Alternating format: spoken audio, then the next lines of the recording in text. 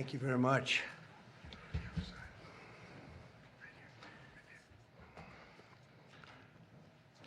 Thank you very much. This is a very big day for a lot of reasons, but this gentleman is a very unique man. I think I could say in the world of chips, certainly, but in the world pretty much of business, nobody's done what he's done. For those of you that are into that world, you would say, wow, he's a legend, but he is a legend, and it's an honor to be with you. Very great honor. Thank you very much. Mr. President. Thank you very much. Welcoming from TSMC, which is the biggest there is at a level that you can't even calculate, frankly. C.C. Wei to the White House for a very historic announcement. This is a tremendous thing for our country and hopefully for his company. We're also pleased to be joined by Commerce Secretary Howard Lutnick and White House AI and SIP, the crypto czar David Sachs, another two very highly respected people. It's great to have you guys involved. And David, thank you very much for coming on. David is sort of the king of intellect in that world. We have some good people. Today, Taiwan Semiconductor is announcing that they will be investing at least $100 billion in new capital in the United States over the next short period of time to build state-of-the-art semiconductor manufacturing facilities. I think mostly it's going to be in Arizona, which is what I understand, which is a great state.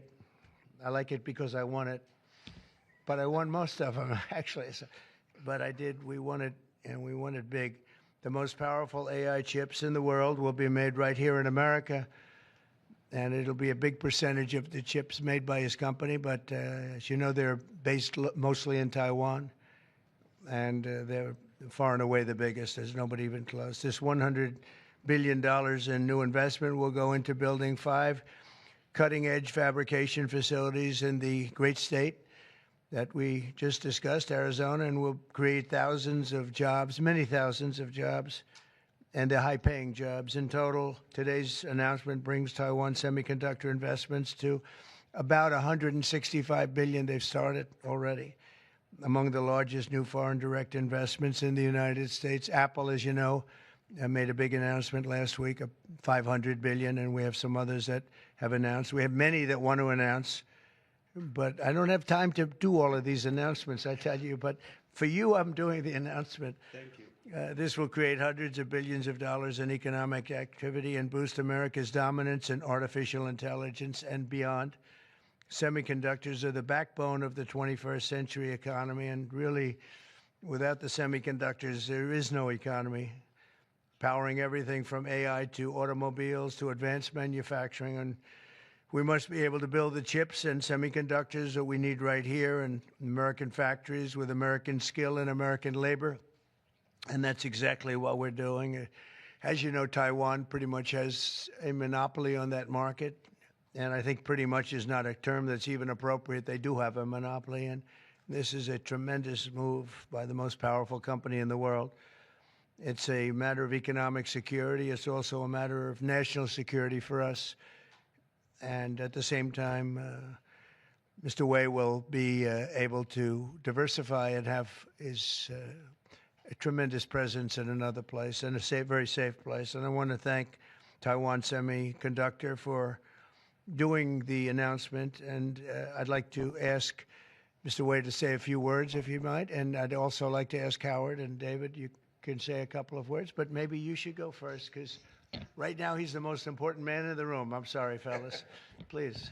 Thank you very much. Thank you. Great honor. Mr. President. Thank you. I'm a little bit nervous, so I have to pull out my piece of paper.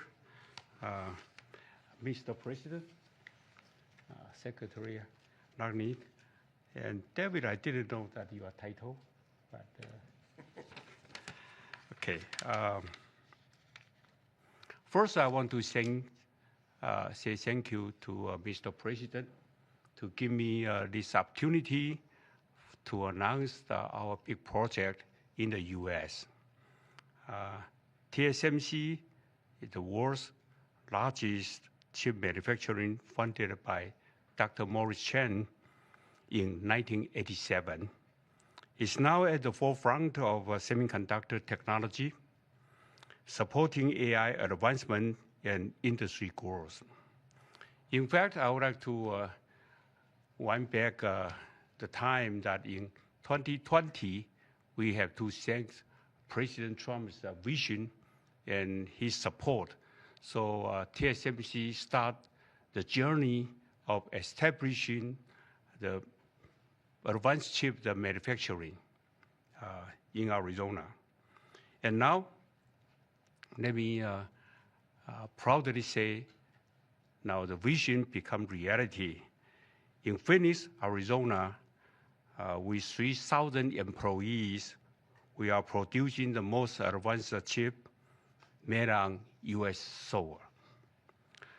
With the success of our first fab, so we are now very happy to announce we are going to invest additional $100 billion in addition to our current $65 billion investment in Arizona. We are going to build 3 more new fabs after we promised 3 fabs already, and another 2 very advanced packaging fab, and most important, R&D center also in Arizona. For this, all the investment, $165 billion, is going to create thousands of high-paid jobs, as the president just announced. And we are, most important, actually, we are going to produce many AI chips. We are going to produce many chips to support the AI progress and to support the smartphones progress. And again, with that, I want to thank President Trump again for his support. In addition, I also want to thank my customers in the U.S., such as Apple, NVIDIA, AMD, Qualcomm, Broadcom. They all support TSMC's manufacturing in the U.S. Without their support, we probably cannot make it through. So again, I want to thank them. Also, I'd like to thank the TSMC's employee. Without their effort, we just cannot make it today. That's all I want to say, and thank you. Thank you. That's good. Thank you very much. Howard, please, David? Sure. Thank you. So I'm thrilled to be here today because President Trump has made it a fundamental objective to bring semiconductor chip manufacturing home to America. Under the Biden administration, TSMC received a $6 billion grant, and that encouraged them to build $65 billion. So America gave TSMC 10% of the money to build here.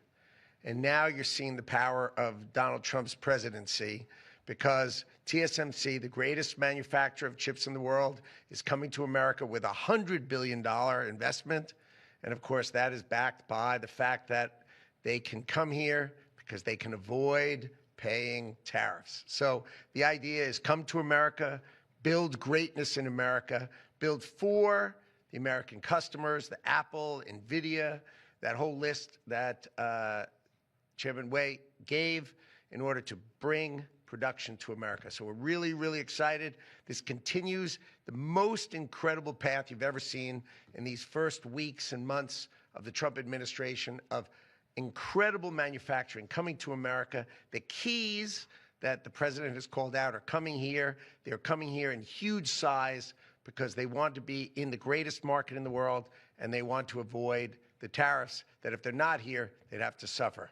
So I want to congratulate C.C. Wei for bringing in this incredible $100 billion investment, but it's on the shoulders of our President Donald Trump, which is why he's coming. So thank you. Thank you. David? Thank you. you, sir.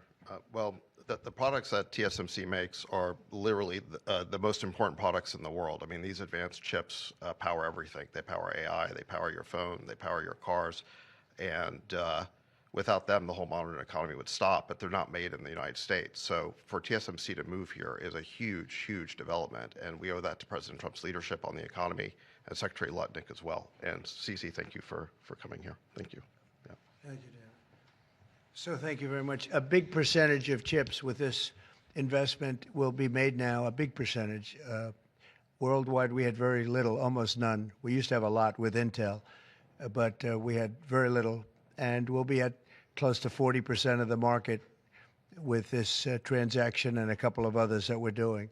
That's a tremendous leap, like a leap that nobody would have really said was possible. So I just want to thank you all for being here. If you want a couple of questions, ideally on this subject, yes. The number of jobs that will be great. He said thousands, but you're probably talking about 20, 25,000 jobs. But it'll get bigger and bigger with time. Knowing this gentleman, it'll get bigger and bigger. There'll be no stopping him.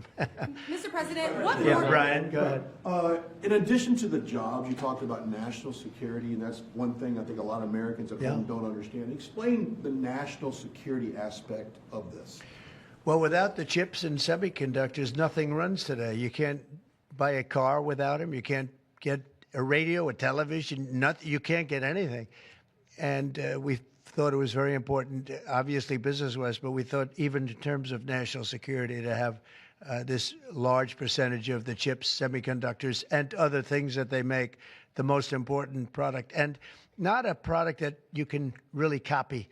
It takes years and years. You know, on the needle of a pin is total genius. I mean, they can put things, I mean, something the size of the needle, the point of a pin, they put information that is just not even believable. So if you would see this, it's just really something. Yes, Mr. President. One aspect to that, Honda announced they're coming to Indiana because of the tariffs. Once again, you're bringing additional jobs in manufacturing. You want to comment on that as well? Well, Honda's coming, and I told you about Apple, that they're going to be starting to build massively here, $500 billion. And we have many other companies going to be announced, but we had many that have already announced. And no, it's going to be great. It's looking really strong. I don't think this country has ever seen anything like we're seeing right now. Now, the tariffs, as you know, will start a week earlier than the reciprocal, which is going to be on a couple of weeks earlier. Reciprocal tariffs start on April 2nd. And I wanted to make it April 1st, but I didn't want to go April Fool's Day, because that costs a lot of money, but that one day. But so we're going April 2nd. But very importantly, tomorrow tariffs 25% on Canada and 25% on Mexico, and that'll start. So they're going to have a tariff. So what they have to do is build their car plants, frankly, and other things in the United States, in which case they have no tariffs. In other words, you build, and this is exactly what Mr. Wei is doing, by building here. Otherwise, they'll build, if they did them in Taiwan to send them here, they'll have 25% or 30% or 50% or whatever the number may be someday. It'll go only up. But by doing it here, he has no tariff, so he's way ahead of the game. And I would just say this to people in Canada or Mexico: if they're going to build car plants, the people that are doing them are much better off building here, because we have the market. We're the market where they sell the most. And so I think it's going to be very exciting for the automobile companies. Very exciting for, I can think of any, as an example, North Carolina, they had the great, I used to go there to buy furniture for hotels, and it's been wiped out. That business all went to other countries. And now it's all going to come back into North Carolina, the furniture manufacturing business, please. Mr. President, is the Ukraine minerals deal now dead, or can it be revived? What's your... Well, I'll let you know. We're making a speech. You probably heard about it tomorrow night, so I'll let you know tomorrow night. But no, I don't think so. I think it's a great deal for us because, you know, Biden very, very foolishly, stupidly, frankly, gave $300 billion and $350 billion more accurately to a country to fight and to try and do things. And you know what happened? We get nothing. We get nothing. Just gave it. We could have rebuilt our entire U.S. Navy with $350 billion. Think of it, $350 billion. We could have rebuilt our U.S. Navy. So he gave it away as fast as the money could be gone. And what we're doing is getting that all back and a lot more than that. And what we need, it's very important for this business that we're talking about here with chips and semiconductors and everything else. We need rare earths. And the deal we have is we have the finest rare earths. Mr. President, what do you need to see from President Zelensky to restart these negotiations? Well, I just think he should be more appreciative because this country has stuck with them through thick and thin. We've given them much more than Europe, and Europe should have given more than us because, as you know, that's right there. That's the border. This country really was like the fence on the border. It was very important to Europe, and I'm not knocking Europe. I'm saying that they were a lot smarter than Joe Biden because Joe Biden didn't have a clue. He just gave money hand over fist, and they should have been able to equalize with us. In other words, if we gave $1, they should have given. Well, we gave $350 billion. They probably gave 100, but on top of it all, they get their money back because they're doing it in the form of a loan, and it's a secured loan. So when I saw that, which I've known about for a little while, I said it's time for us to be smart. At the same time, it's great for them because they get us in the country taking the rare earth, which is going to fuel this big engine, and especially the engine that we've in a very short time created. And we get something, and we're there. We have a presence there. With all of that being said, I want one thing to happen. I want all of those young people to stop being killed. They're being killed by the thousands every single week. Last week, 2,700 were killed. 2,700 young, in this case, just about all young boys from Ukraine and from Russia. And that's not young people from the United States, but it's on a human basis. I want to see it stop. The money is one thing, but the death. And they're losing thousands of soldiers a week. And that's not including the people that get killed every time a town goes down or a missile goes into a town. And I want to see it stop. Yes. Are you considering canceling military aid to Ukraine? And can we get a reaction to what the Prime Minister said, that your administration is bringing U.S. worldview in alignment with Moscow's? So this is a deal that should have never happened. This is a deal that would have never happened. And it didn't happen for 4 years. It didn't happen. It was never even close to happening. If I were president, it would not have happened. And October 7th would not have happened in Israel. And inflation wouldn't have happened. And Afghanistan, disastrous, the way they withdrew. Not the fact that they withdrew, but the way they withdrew would have never happened. And we would have had Bagram right now instead of China having it. It was 1 hour away from where China makes their nuclear weapons. We would have kept Bagram with one of the biggest air bases in the world. All of these things happened, and it's a shame. But it is what it is, and now we're here. I want to see it end fast. I don't want to see this go on for years and years. Now, President Zelensky supposedly made a statement today in AP. I'm not a big fan of AP, so maybe it was an incorrect statement, but he said he thinks the war's going to go on for a long time. And he better not be right about that. That's all I'm saying. This project, could this minimize the impact of the U.S. with chips should China decide to isolate Taiwan or China decide to take Taiwan? Well, it's a very interesting point. It's a great question, actually. But this would certainly, I can't say minimize. That would be a catastrophic event, obviously. But it will at least give us a position where we have, in this very, very important business, we would have a very big part of it in the United States. So it would have a big impact if something should happen with Taiwan. Russia sanctions. Are you looking at relieving Russian sanctions if there is a peace deal? Well, we're going to make deals with everybody to get this war, including Europe and European nations. And they've acted very well. You know, they're good people. I know most of them are friends of mine.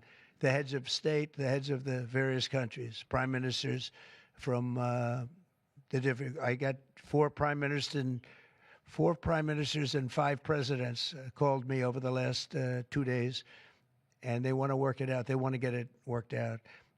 And I think they're also, you know, they're talking money, but the money is less important than the deaths. We're talking thousands of young people a week. And people would say, why do I care about Ukraine? young people. Why do I care about? And not all young, but they're pretty young. You know, Ukraine is running a little bit low, and they're getting older. They're recruiting older people. It's a very, very sad thing that's happening over there, and we want to get it finished. We want to stop the death. On the tariffs, is there any room left for Canada and Mexico to make a deal before midnight? And should we expect those Chinese tariffs, the extra 10%, to take effect No room tomorrow? left for Mexico or for Canada. No, the tariffs, they're all set. They go into effect tomorrow. Mr. President, just to follow up on my colleague's question. And just so you understand, vast amounts of fentanyl have poured into our country from Mexico, and as you know, also from China, where it goes to Mexico and goes to Canada, and China also had an additional 10, so it's 10 plus 10, and it comes in from Canada and it comes in from Mexico, and that's a very important thing to say. Yeah, please go ahead. Decided if you're going to suspend military aid to Ukraine? Have you made that decision? Well, I haven't even talked about that right now. I mean, right now, we'll see what happens. A lot of things are happening right now as we speak. I mean, literally as we speak. I could give you an answer and go back to my office, the beautiful Oval Office. I could go back into the Oval Office and find out that the answer is obsolete. It's like his business. It's obsolete. You come up with a new chip and it's obsolete about 2 minutes later, right? But that's what's good about his business. That's why he's the only one that's successful in it. But Just to follow up my colleague's question from Russia saying that your foreign policy is largely in line with their vision, should that be concerning to Americans? said what? Should that be concerning to Americans? Read the statement. That Russia says that your administration's foreign policy is, quote, largely in line with their vision. Well, I'll tell you what, I think it takes two to tango, and you're going to have to make a deal with Russia, and you're going to have to make a deal with Ukraine. You're going to have the assent, and you're going to have the consent from the European nations, because I think that's important, and from us. I think everybody has to get into a room, so to speak, and we have to make a deal. And the deal can be made very fast. It should not be that hard a deal to make. It can be made very fast. Now, maybe somebody doesn't want to make a deal. And if somebody doesn't want to make a deal, I think that person won't be around very long. That person will not be listened to very long because I believe that Russia wants to make a deal. I believe certainly the people of Ukraine want to make a deal. They've suffered more than anybody else. We talk about suffering. They've suffered. But if you think about it, under President Bush, they got Georgia, right? Russia got Georgia. Under President Obama, they got a nice big submarine base, a nice big chunk of land where they have their submarines. You know that, right? Crimea. Under President Trump, they got nothing. And under President Biden, they tried to get the whole thing. They tried to get the whole big Ukraine, the whole thing. If I didn't get in here, they would have gotten the whole thing. So I can only say, you can go back to Bush, you can go back to Obama, and go back to Biden. They took a lot. The only one they didn't get, you know what I gave them? I gave them anti-tank missiles. That's what I gave them. I gave them sanctions on Russia.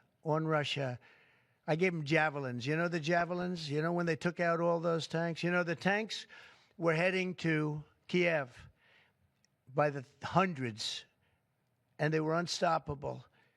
And I gave them javelins. So, you know, I really, Putin is the one that will tell you this has not been so good for them. The fact is that I just want fairness. I want fairness. But think of it. I gave Russia nothing except grief. I gave them nothing. I gave them sanctions and javelins. That's what I gave them.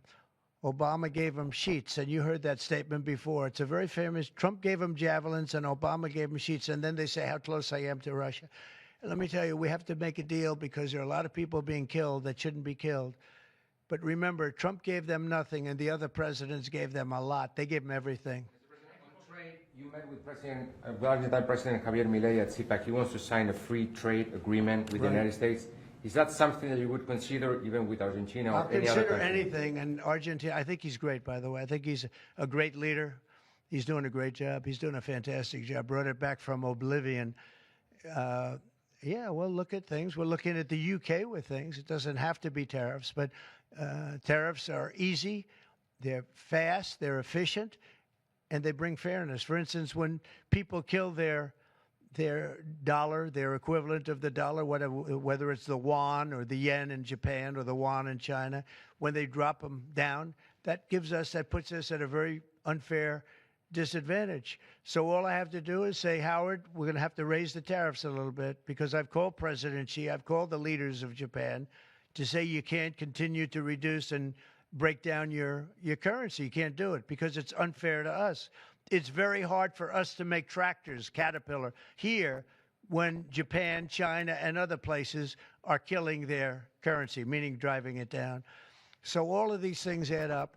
And the way you solve it very easily is with tariffs, because when they do that, instead of having to make phone calls every day like I used to do with certain leaders, President Xi a little bit, a lot of phone calls, talking about the fact that they're lowering their yuan, they're lowering it down, and that makes it very, very hard for us. So this way I just say, look, let them do that, and we make up for it with the tariffs. But Will you be speaking with Mexican President Claudia Sheinbaum about yeah, tariffs? sure, I will. I have a lot of respect for her. I have a lot of respect for her. Are you Mr. President, takes effect. It'll be 20% on China now. How high are you willing to go against China? Well, I can't say. It depends on what they do with their currency. It depends on what they do in terms of a retaliation with some kind of an economic retaliation, which I don't think they're going to retaliate too much. Hey, look, the United States has been taken advantage of for 40 years. The United States has been a laughingstock for years and years. That's why this gentleman is built in Taiwan instead of building here. It would have been better if he built here. If we had a president that knew what they were doing, and we had a lot of them very bad on trade. Look, I'm a huge fan of Ronald Reagan, but he was bad on trade, very bad on trade. He allowed a lot of people, a lot of businesses to be taken. So I say that with due respect, because he was so great on other things, but he was bad on trade. We are setting records right now, records like nobody has ever seen before. When you have companies like this coming in, and almost 40% of their company in one signature is going to be devoted to what he does, which is one of the most important businesses in the world. That's an unbelievable thing. When Apple now is going to start building all of their plants here, all because of what we've done in terms of, it's not because he likes me or they like me. They don't probably like me at all. I don't know. I think he likes me a little bit at least. But you know what? It's the incentive we created, or the negative incentive. I mean, it's going to be very costly for people to take advantage of this country. They can't come in and steal our money and steal our jobs and take our factories and take our businesses and expect not to be punished. And they're being punished by tariffs. It's a very powerful weapon that politicians haven't used because they were either dishonest, stupid, or paid off in some other form. And now we're using them. Say it. Have you spoken with President Xi about this term? I don't want to tell you that. Thank you very much, everybody. Thank you. Thank you very much. From Andrew Cuomo running for New York City mayor. Will people who don't respond to the emails be fired?